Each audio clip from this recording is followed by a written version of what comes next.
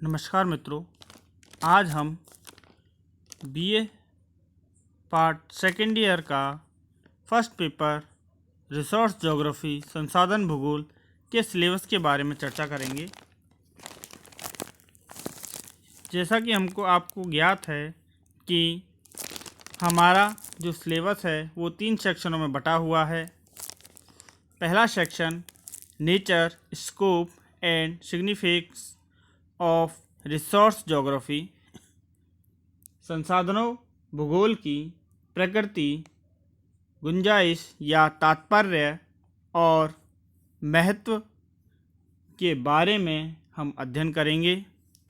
आगे है definition and classification of geography, संसाधन भूगोल की जो परिभाषा है और इसका जो वर्गीकरण किया गया है उसके बारे में अध्ययन करेंगे।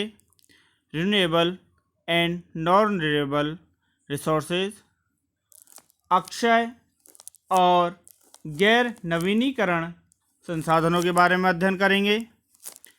रिसोर्स क्लासिफिकेशन ऑफ जिम्बरमैन, कि जिम्बरमैन ने जो संसाधनों का वर्गीकरण किया है उसके बारे में अध्ययन करेंगे।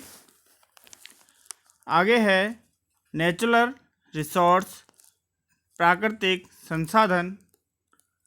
इसके अंतर्गत हम distribution, exploitation, usage and conservation, मतलब सबसे पहले हम बात करते हैं संसाधनों का वितरण के बाद करते हैं उनका दोहन और उपयोग और उनके संरक्षण की बात करेंगे। आगे दिया हुआ है फॉरेस्ट, किसके संदर्भ में? वनों के संदर्भ में। वाटर, जल, सॉइल्स, मृदा, फिशर्स, मत्स्य पालन। मिनरल रिसोर्स, खनिज संसाधन।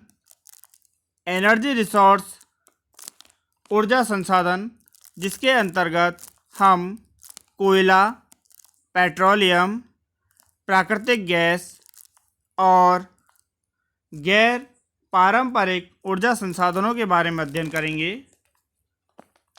अब आता है हमारा सेक्शन बी। सेक्शन बी के अंतर्गत हम ह्यूमन रिसोर्स, मानव संसाधन, पॉपुलेशन ग्रोथ, जनसंख्या वृद्धि, डिस्ट्रीब्यूशन, जनसंख्या का वितरण और डेंसिटी, जनसंख्या के घनत्व के बारे में अध्ययन करेंगे।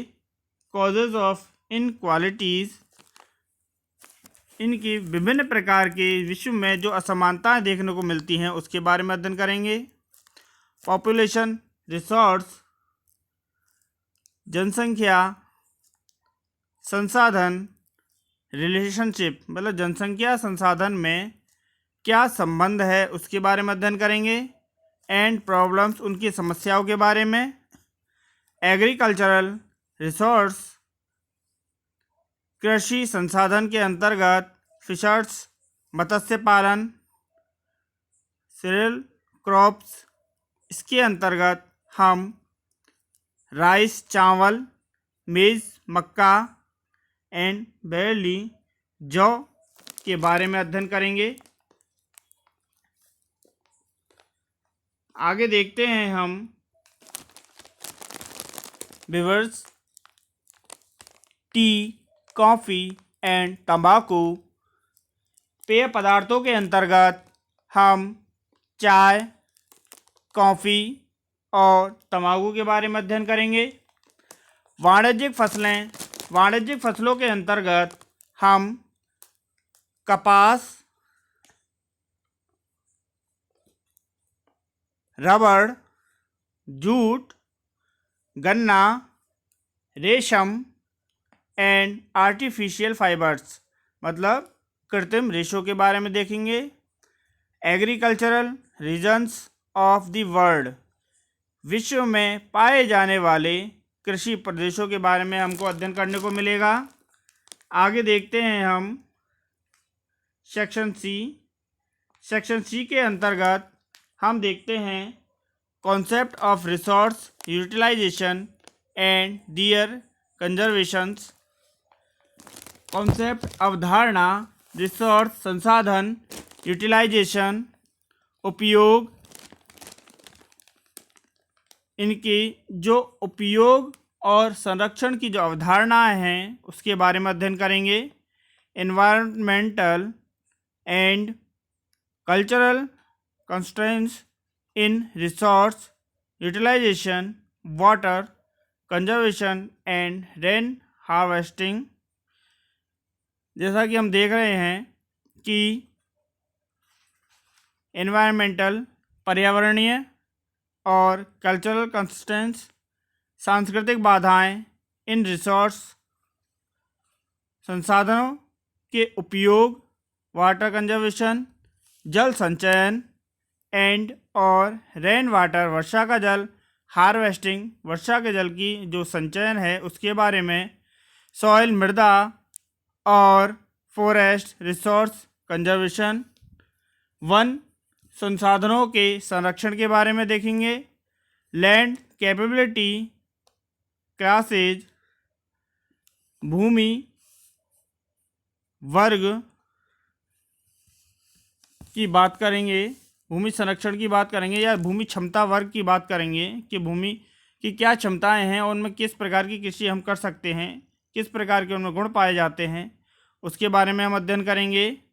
आगे देखते हैं हम resource regions of the world, संसार के या विश्व के जो संसाधन प्रदेश हैं उनके बारे में अध्ययन करने को मिलेगा।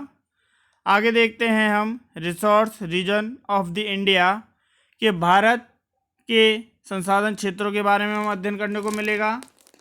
आगे देखते हैं economic regions of the India, भारत के जो आर्थिक क्षेत्र हैं उनके बारे में अध्ययन करेंगे या आर्थिक प्रदेशों के बारे में अध्ययन करेंगे कि भाई किन क्षेत्रों में किस प्रकार का प्रोडक्शन होता है या किस प्रकार का उत्पादन करता है जिससे भारत की आय में वृद्धि होती है, विकास में वृद्धि होती है।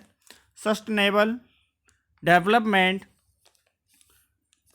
इसके अंतर्गत हम स्थायी या सतत विकास की बात करते हैं कि स्थायी व सतत विकास में पर्यावरणीय और किन किन सांस्कृतिक बाधाओं का हमको सामना करना पड़ता है, इसके बारे में हम अध्ययन करेंगे। ठीक है दोस्तों, तो आज के लिए बस इतना ही। अब इस सिलेबस के अकॉर्डिंग ही हम आगे की वीडियो बनाने का प्रयास करेंगे। धन्यवाद।